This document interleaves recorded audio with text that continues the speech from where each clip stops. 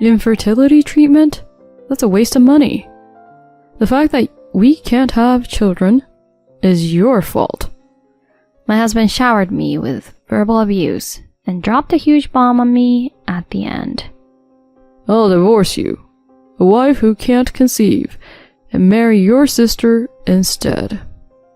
Yes, my husband chose my sister over someone infertile like me. My name is Gloria. I live with my husband, Jimmy. The days spent together after marrying my beloved husband were happy.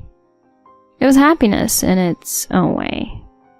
However, as a couple, we struggled to conceive. It was about 2 years into our marriage when we began discussing infertility treatments. Hey, Jimmy, I've been thinking about having a baby soon. But you know... Jimmy responds with an unenthusiastic demeanor. Infertility treatment has its own challenges, right? It's not just about the physical aspects. The costs can be substantial too. That's true, but if it means we can have a baby through treatment, I think it's okay to rely on the power of medicine a little. Well, that might be true, but... While not outright rejecting infertility treatment, Jimmy doesn't seem eager to actively pursue it. Because of my husband's job transfer, I became a full-time homemaker, so there's probably financial anxiety as well. Jimmy, don't worry about the money. It's been 6 months since we moved, and I'm getting used to this place. I'm thinking about finding a job soon. If I start earning, we won't have to worry so much about finances, right? Once I start earning an income, we'll have more to live on than we do now. Then, I'm sure my husband will be more open to the infertility treatment. But my husband reacted differently than I expected. Well, I mean, if you're going to work, Gloria, that's not a bad thing. But? Looking for a job just for infertility treatments seems a bit off. I mean, normally everyone just naturally gets pregnant, right? It's not that simple. Women's bodies aren't that straightforward. You often hear that if there's trouble having kids, it's usually because of issues on the women's side. Feeling a bit irritated by Jimmy's words, I respond. Yes, it's often said that it's the woman's fault, but infertility can also occur on the man's side. It could be due to alcohol, obesity, childhood illnesses affecting male infertility. In response to my explanation, Jimmy makes a displeased expression. Well, that might be true, but statistically, the chances are higher for women. I haven't had any major illnesses, and I don't drink excessively. Anyway, I don't think there's an issue on my side. So in other words, you're suggesting the issue lies with me? I didn't say that. I'm just talking about general probabilities. He doesn't explicitly say that issue lies with me, but it's clear that Jimmy thinks that way. However, the possibility of the issue being on my side is not zero, so I decide to undergo infertility testing at the hospital. Unfortunately, upon returning home, my mother-in-law was there waiting for me. Hey, Gloria, where were you? Despite being a homemaker, you shouldn't be wandering around outside. Hurry up and get inside, it's unbearably hot. My mother-in-law always visits unannounced to keep an eye on me, even if I manage the household chores properly. This area is dirty and this part is not up to standard. She criticizes various aspects of my house cleaning. I had no choice but to let her in the house, and as soon as she opened the door, my mother-in-law said, I heard you're going to undergo infertility treatment. Why would you know about that? Of course, I heard it from Jimmy. Oh, is that so? I had planned to take some time before bringing up the topic of infertility treatment, so it was unexpected that my husband had already talked about it. You know, Gloria, the reason we allowed you to marry into this family is for our future heir, right? Yet even after 2 years of marriage not being able to conceive a child? I don't understand why my son married you in the first place. I'm sorry I can't show you grandchildren, Mom, but from now on I'll work together with Jimmy to try and conceive, so... In response to my non-confrontational words, my mother-in-law let out a big sigh. Listen, Gloria, just putting in effort won't magically make you pregnant, you know. It's clear that the cause of infertility lies with you. Maybe you should consider divorcing or something. Divorce? But... Well, isn't that the case? And Jimmy being infertile is just unthinkable. Like parent, like child. Not only my husband, but also my mother-in-law firmly believes that the cause of infertility lies with me. Seemingly satisfied with her verbal victory, my mother-in-law left that day. When I reported what my mother-in-law has said to my husband when he returned from work, he responded. See? Even my mom says there's nothing wrong with me, right? If there's infertility, I still think it's more likely on your side. He nodded with a smug expression. It's probably futile to say anything to my husband now. He won't even consider the possibility of being at fault, even by an inch. I decided to wait for the results of the infertility test. A few days later, I went back to the hospital. There, the doctor revealed a surprising fact. So, there's no issue with you, Gloria. Is that so? But then why? The doctor awkwardly continued.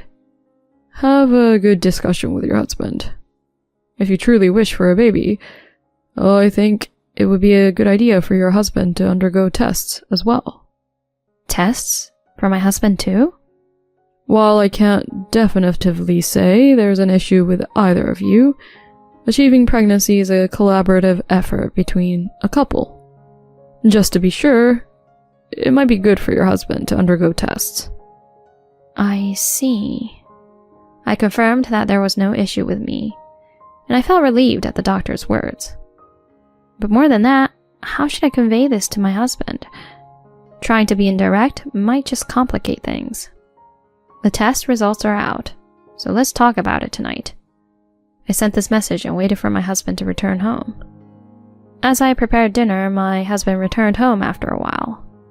Strangely, my mother-in-law was with him. Mom? Why are you... I made the decision. When I told her the test results were out, she said she wanted to come along. My husband wore a confident expression. It seemed like he hadn't even considered the possibility of there being an issue on his side. Come on, Gloria. Tell us the results already. Well, I can already guess, though. With a smug smile, I straightforwardly conveyed. There was no issue with me. The doctor suggested that Jimmy should also undergo tests. Huh? Why do I have to? In an unexpected turn, my husband visibly became displeased. Why? Because having a baby is something a couple should do together, right? Since there was nothing wrong with me, now it's your turn to get tested. What's with that? Are you saying it's my fault? No, it's not like that. I just want us both to get tested. And if there's no issue on either side, then we can be reassured. If, however, there's an issue with you, we can seek appropriate treatment. As I desperately tried to calm down my angry husband, my mother-in-law interjected again. Enough already. Jimmy has always been in good health. He doesn't have any physical issues. I don't think Jimmy is the cause of your infertility. My mother-in-law seemed to be completely ignoring my words, adamant that there was no issue with her son.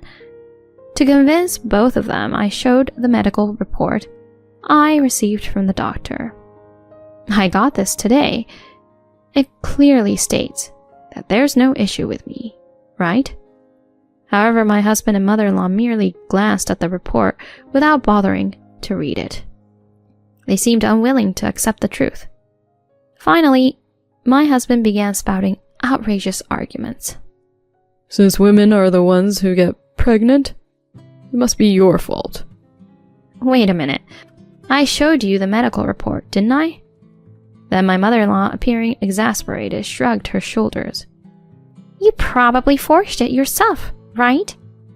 Doing something like this just because you don't want a divorce. Gloria, you're truly a frightening woman.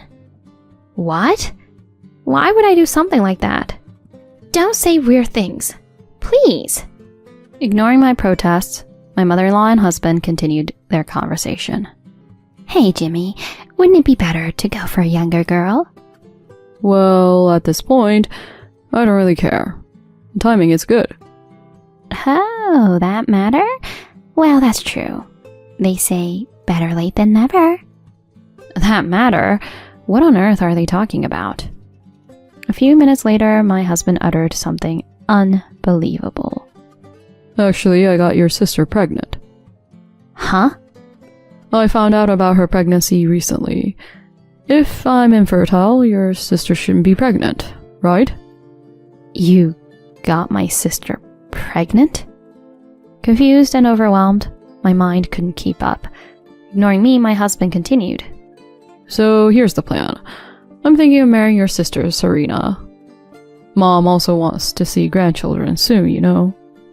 My head turned blank, and I felt like collapsing on the spot. Is my husband having an affair with my sister? Moreover, impregnating her and planning to marry her? Wait a minute. Serena is still a college student, isn't she? Besides, she doesn't even have a boyfriend. Yeah, but she started liking me. For a while now, we've been in a relationship. Since when? We've been involved for a while. My husband casually revealed this cruel information.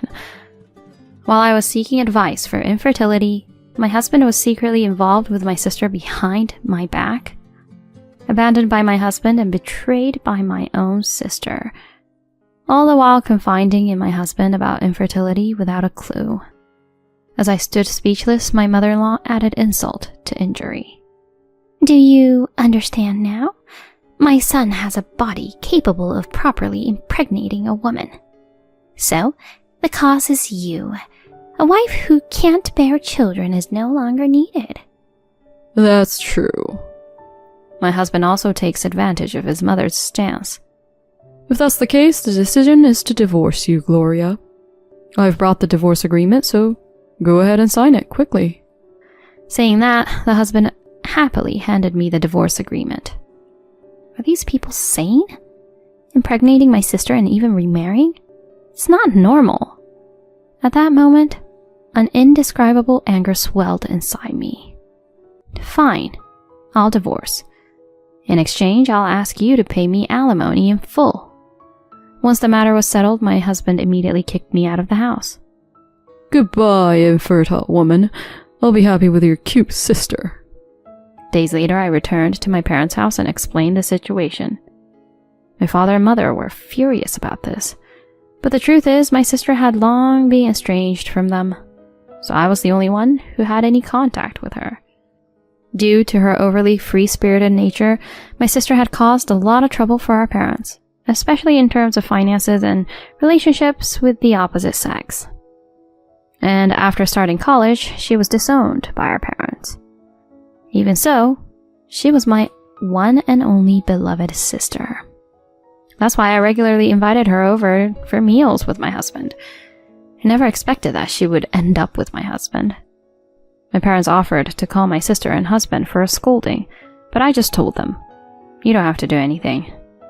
Because I knew that even if they remarried, it wouldn't work out. And a few years later, I met Steve at my new workplace, married him, and gave birth to a daughter. As a happy family of 3, we went out together. Hey, Gloria? I was suddenly approached. Huh? Jimmy? It's been a while, Gloria. The voice belonged to my ex-husband. He glanced at my daughter and current husband, then looked at me resentfully. Oh, so you've remarried. Good for you, finding a new partner. Mind your own business. How does it feel to marry someone's sister? Upon hearing that, my ex-husband immediately made a sour face. I knew it. Pretending not to know anything, I asked him, What's with that face? Aren't you happy that you got my sister pregnant and not me? Well, My ex-husband responded with a pale face. You know, that girl Serena was incredibly unfaithful. Even after giving birth, she kept cheating with my money. That's why we got divorced. I was forced to buy all sorts of baby items, and she even took the child with her. Oh, that must have been quite the ordeal. Although I said that, I had known about it from the beginning. My sister was involved in frequent affairs, causing numerous troubles, and each time she had begged our parents for money. Confirming that my daughter and current husband weren't around, my ex-husband suddenly turned to me. Hey, Gloria, how about giving us another shot? Huh? What are you talking about? As you can see, I've already remarried. But after all, that's just a stepchild, right? You don't have to force yourself to take care of someone else's child. I don't want any more kids, and from now on, let's live freely together. It seems he mistook my daughter as my husband's child from another marriage. This man still thinks of me as infertile. To this misunderstanding man, I confidently revealed the truth. What are you saying? That child is my biological daughter. Huh? His expression at that moment is unforgettable. He looked about 5 times more foolish than usual. But you were infertile? Trembling and shocked, my ex-husband asked, and I calmly explained. Unfortunately, no. I married my current husband, and we conceived a daughter soon after. But more importantly, I wonder whose child my sister is pregnant with. Looking at my ex-husband with a mischievous smile, and his face turned pale. Hey, what does that mean? Nothing special. I was just curious. I've known for a while about my sister's promiscuous behavior, and besides, the cause of infertility might have been you. In other words, you were taken advantage of by my sister. Taken advantage of? Yeah. If a man is willing to marry and raise a child, anyone would have worked, right? But you misunderstood and fell into my sister's plan, getting remarried without even knowing you're raising a child from a stranger. Wait, so you're saying I was used to beg for alms? My ex-husband collapsed on the spot, crying, and clung to me. Please, Gloria, you're the only one for me after all. I've been abandoned by Serena and the child. Even my mom turned her back on me. If things continue like this, I'll end up all alone. I don't care. It's the result of your own actions. It's quite disgusting at your age, you know. Saying that with a disdainful look, I looked down on him. My husband slumped his shoulders, disheartened. Even after that, persistent Romeo emails continued to arrive from my husband. I was wrong. I want to start over. There's no one else for me but you, Gloria. Please, come back. I won't cheat anymore. However, without replying at all, I blocked him on everything. Later, it seemed my ex-husband had requested a DNA test for my sister's child. The result was clear. The child wasn't his. It seems that now he's in a state of seclusion, not going to work, and to top it off, even abandoned by his once supportive mother. Well, serves him right, I guess. Now, compared to the past, I have a precious family that is beyond comparison. I don't care about a man like him anymore. I will always be grateful to my husband for choosing me, and for us becoming husband and wife. I want to spend my days putting my daughter first.